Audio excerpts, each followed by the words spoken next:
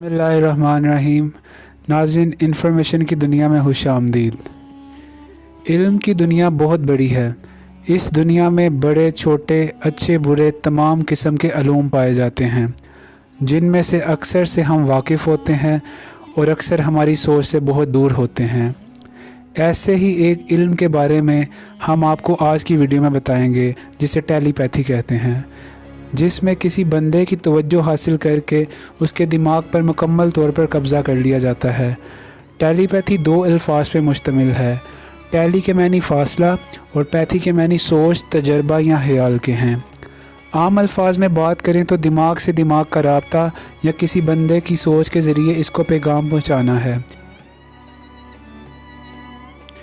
नाजरीन, इस इल्म का आगाज़ 1882 में हुआ। इसकी इब्तिदा करने वाला फ्रेडरिक मारिस था, जो सोच के ज़रिए अपने ख्यालात दूसरों तक पहुंचाता था। इस इल्म पर बहुत से माहिरीन ने तजर्बात किए, जिनमें से एक बहुत ही अहम नाम आयरविन मिशन का है, जिसने 18वीं सदी में बहुत सारे तजर्बात किए और बहुत सारे तजर्बात में कामयाब भी रहा। इस दौरान वो किसी शख्स की कलाई या हथेली के ज़रिए इसकी हरकत को पढ़ता था और इस शख्स के दिमाग में मौजूद रहने वाले सवाल का जवाब तलाश करता था। इस अमल को आइडियोमीटर मूवमेंट कहते हैं। इसके बाद स्टीवर्ट कैम्बरलैंड ने बहुत से अमल और भी किए और इस नायाब अमल के ज़रिए गुमशुदा चीज़ों को तलाश करता था।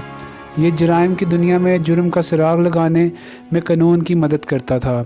वो मतलूबा शख्स को जाए वारदात का सोचने का कहता और यूं इसके दिमाग को पढ़कर जुर्म की तह तक पहुंच जाता।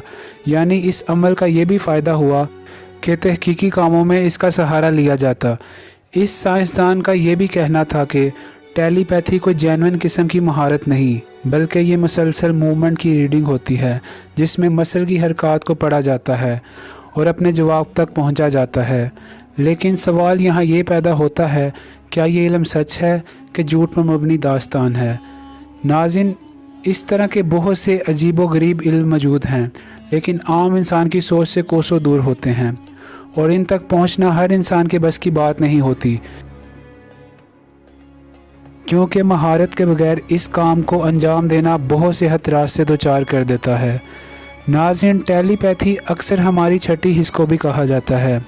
यानी अक्सर हमारे अपने करीबी लोग या रिश्तेदार किसी मुश्किल या तकलीफ़ में हों या इनके साथ कोई मसला दरपेश होने वाला हो तो हमें खबर हो जाती है। इस तरह अक्सर दो लोग एक ही वक्त में एक जैसा सोच रहे होते हैं या एक साथ एक जैसी बात कर देते हैं। इसको भी दिमाग का मिल जाना या सोच का मिल जाना यानी टेलीपैथी कहा जाता है।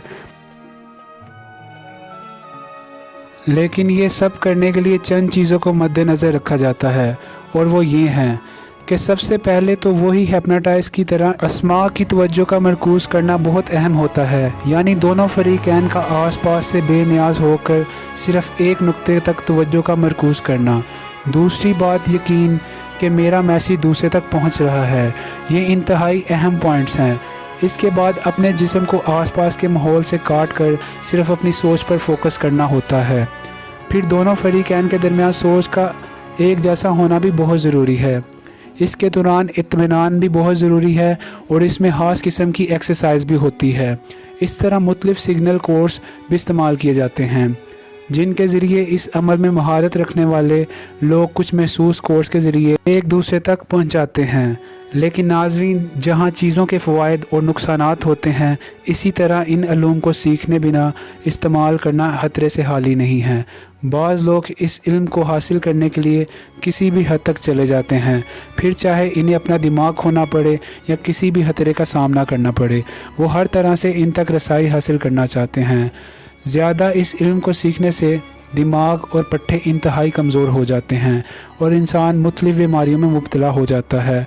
इसलिए हमारा इन अलूम को बताने का मकसद इनसे आगाही नहीं, बल्कि इन अलूम को गलत इस्तेमाल करके ख़ुद को नुकसान में डालने से भी बचाना है। लिहाजा दोस्तों, जो भी इल्म हासिल करें, लोगों की इस्लाह के लिए करें। इस तरह की मज़ीद अच्छी वीडियो देखने के लिए हमारे चैनल को लाइक और सब्सक्राइब करें।